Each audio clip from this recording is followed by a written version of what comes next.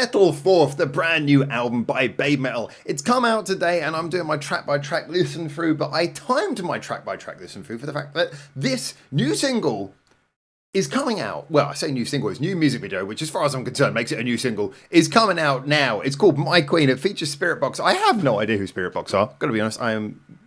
sounds like such a weeb thing to say, but you know, I'm in Japan. I have been out of touch with Western music for quite a while, with exceptions to the occasional little visit to check in and see how it's doing. So this, like a lot of the collaborations on this album, I've had to kind of look into to discover who they are. But yeah, Spiritbox was one of those ones I haven't actually really haven't had time to do any research on them. So I don't know. I really don't know what to expect from this. We had a short preview clip of the video that showed kind of like a dark, scary face, and I get the feeling we're going to have something quite dramatic. You know, we've got a chessboard in the music video, so yeah, getting the vibe for this kind of queen as in the metaphor with chess. I really don't know what to expect. I can't really do anything about the fact that for some reason YouTube, when it does a premiere, insists on us having the chat right here. I want to try and get the video into like full screen so I can see it, but yeah, it's making it really difficult for me to do that. So hopefully when the video starts up, we'll be able to get it in a nice frame. Oh, here we go. We're going to get an advert, aren't we?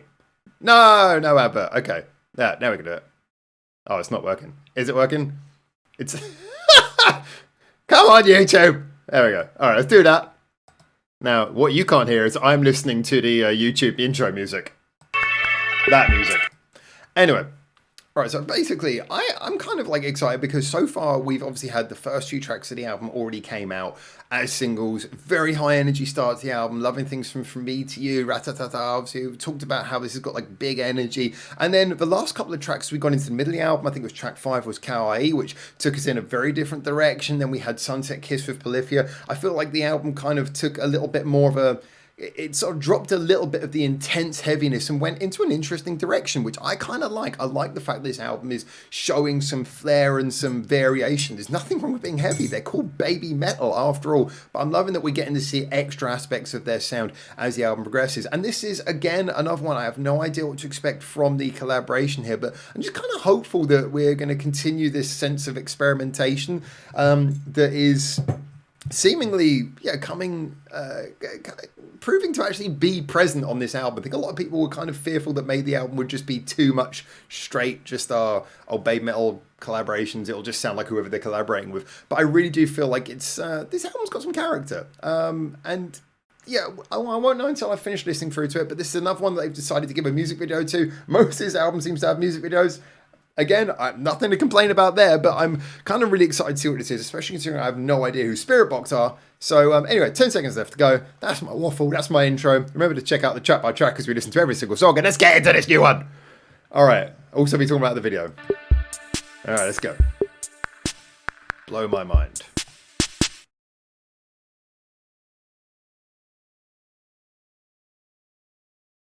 Scary face.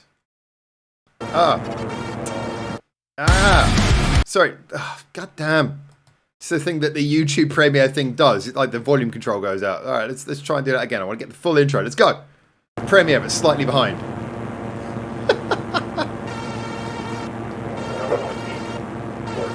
All right, that's dark.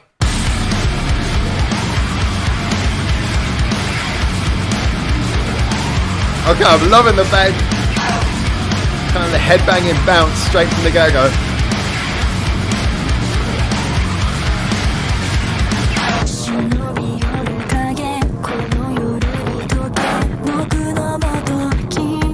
That dirty, distorted sound is really cool. It's more menacing kind of vocals. Right, where we go?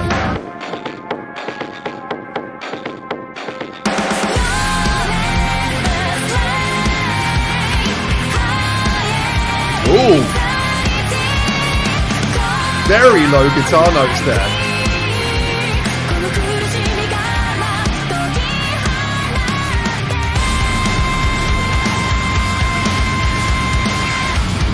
Who else is getting slightly karate vibes from this video?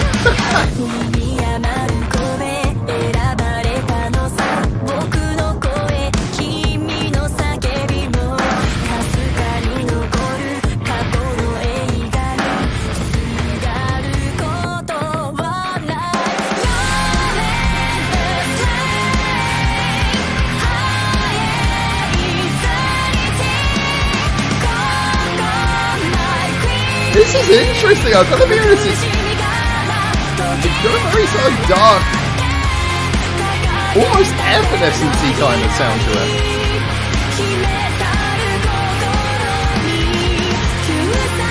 I'm interested where the bridge is going to go though, because I feel like it's got this sound like it's building up to something.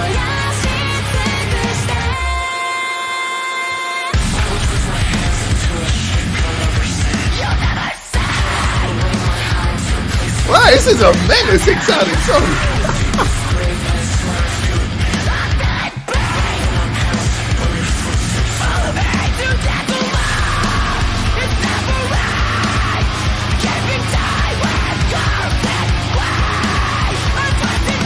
They are.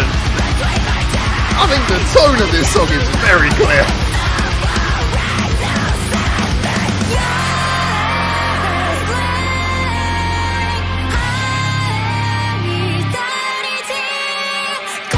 You gotta give them some real credit for just kind of how weirdly menacing this song sounds.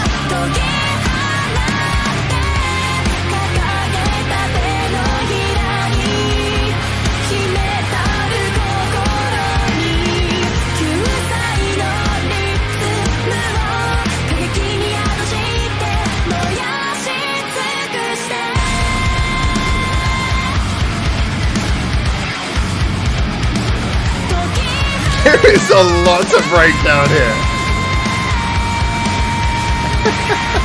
This is weird, and I've got to be honest, I am really intrigued by this. Okay, I am really intrigued by this one. Oh, was there a little bit more at the end?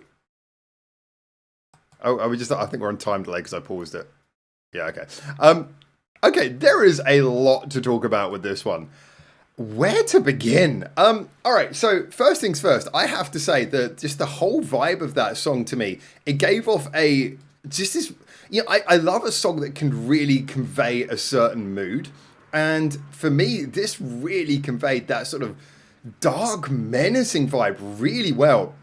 It's interesting because you can get songs sometimes where they can just sound heavy, but yeah, heavy's fine. Yeah, they can be different. You can have heavy in just kind of like a fun headbanging way. You can have heavy in, all kinds of different ways. But this definitely was going for that sort of menacing vibe. And I mentioned kind of Evanescence there. I wouldn't say that's necessarily the closest comparison musically, but a lot of like the tone, a lot of the chord structures, a lot of these sort of like descending, menacing, almost like hopeless kind of sounding notes were very prevalent in this in a way that, kind of did remind me a little bit of that, the way Evanescence went for that kind of dark. I'm trying to avoid the word gothic, but, to a degree, gothic sound. Because I know you say gothic and people think of goth music and a lot of other stuff gets tied in. But it is that kind of dark, slightly mysterious sound they're going for. Now, this started off very early by conveying that with the kind of weird, distorted sound in the first verse, and then having Sue sing in that low, very sort of low, calm, menacing register that we're not kind of used to hearing from her so much. I thought that was a nice touch. Immediately you feel slightly unsettled hearing Sue singing that way and hearing that kind of backing.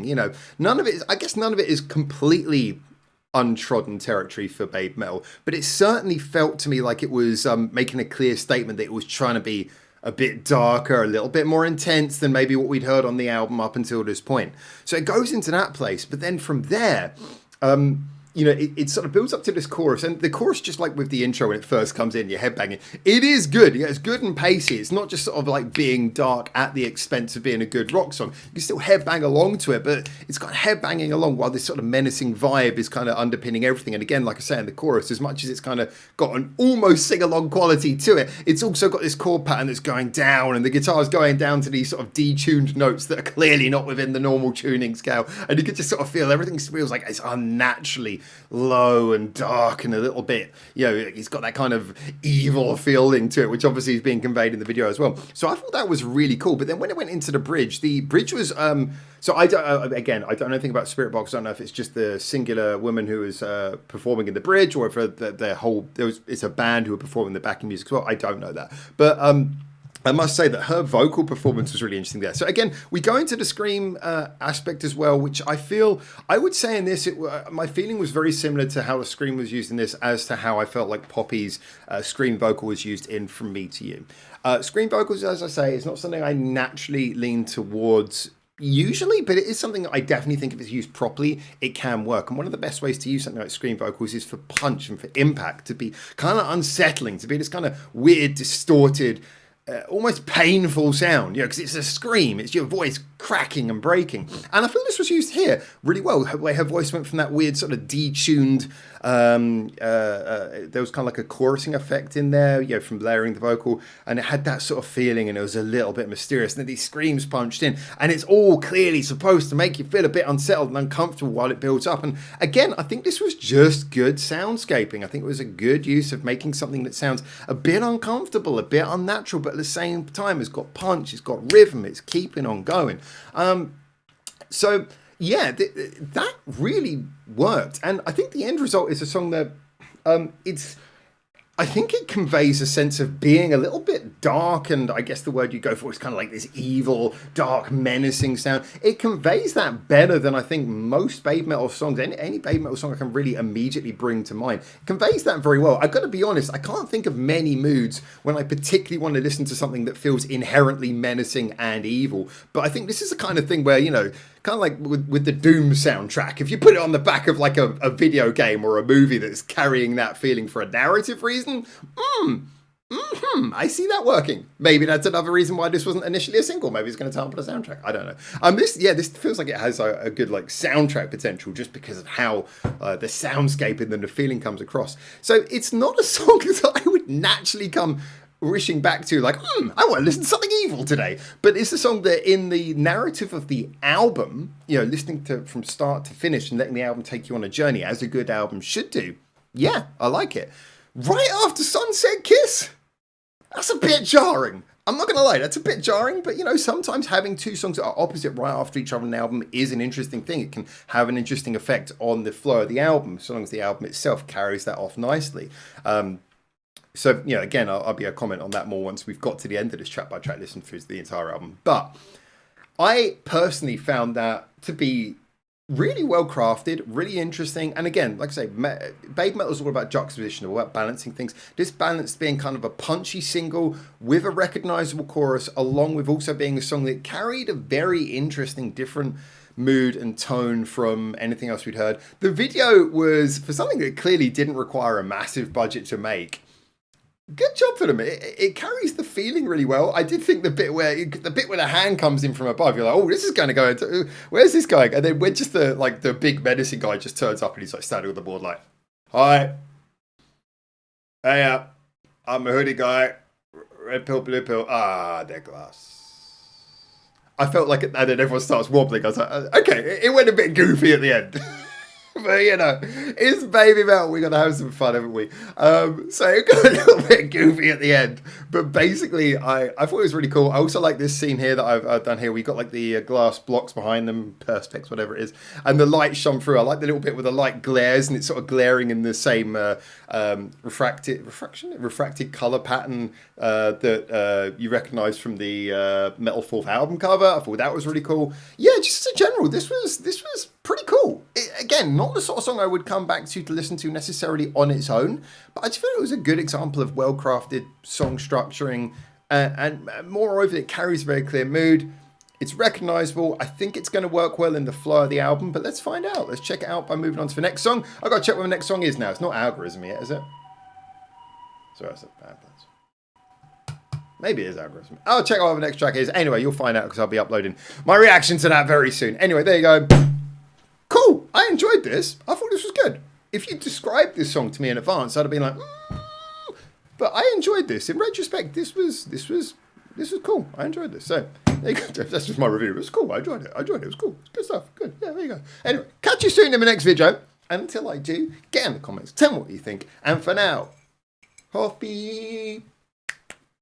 Ciao, ciao.